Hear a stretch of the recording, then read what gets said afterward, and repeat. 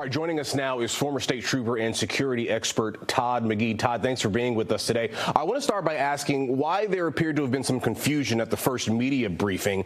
The mayor called this terrorism, but initially the FBI disagreed. As we know, they are now investigating it as a terrorist attack. What kind of things do federal investigators look for right away to give them an idea of what it is they're dealing with? Well, the first thing we need to understand is the fluidity of the investigation. And oftentimes, from press conferences to early information that has been released from the investigation, authorities want to make sure they get it right. And so oftentimes when things are moving quickly, moving fast, with information and evidence collection, sometimes there can be some missteps. So I think it's prudent that the investigators take a step back with the information that they're giving to some of the spokespersons from the different agencies so that everyone's on the same sheet of music. But not uncommon to see some missteps early on in an investigation. One of the biggest pieces of new information we got this afternoon was the FBI doesn't believe the suspect acted alone here. So talk about the scope of an investigation like this. Are agents combing through this man's entire life and anyone he's ever spoken to, or sort of more recent history? Literally, Corey, every aspect of this individual's life is being sifted through with a fine-tooth comb. What's different about this particular investigation, and I'm going to relate it back to the Boston Marathon bombings in 2013, this isn't a manhunt.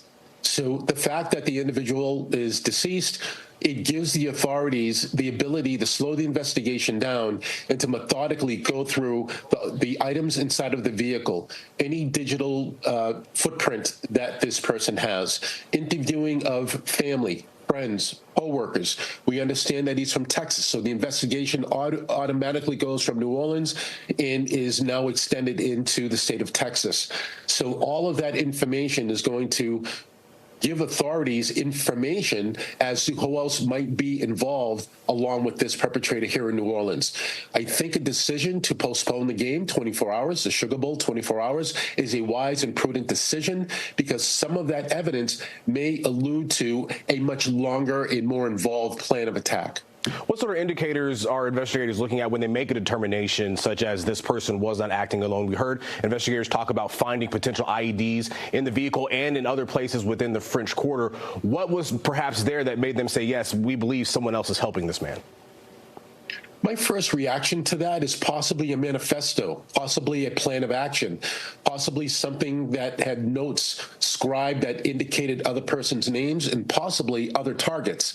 So not necessarily where the Sugar Bowl will take place, but other targets within New Orleans. So all of that information, again, during a fluid investigation, gives the authorities the opportunity to be able to take a step back, get a good 10,000-foot picture, and to see all the moving parts, if any, that were part of this original plan.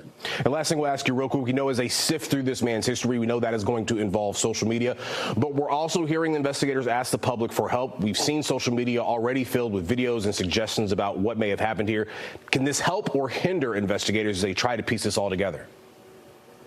Well, there's a lot of information that's going to be coming in. Even if the information doesn't lead itself to a direction for the investigation, it's good to close off bad information. So all of it is going to be relevant, whether it's used or not, it doesn't matter. It's still important to include CCTV, some of the surveillance footage that's in that area. Bourbon Street is approximately 13 blocks long, if my memory can serve proper, but you're not talking about a massive area. But we also want to know about the roadways leading into that Bourbon Street area and some of the adjacent areas. That's going to also be important as far as the approach of this individual as they made their way in past the security areas of Bourbon Street and how he was able to breach the security fencing and barricades that were in place. All right, security expert Todd McGhee. Todd, thank you so much for your insight. We appreciate it. Thanks for having me. Be sure to stay with NBC10 Boston on air and online as we continue to cover this breaking story. You can also download our free NBC10 Boston app to get the latest updates sent right to your phone.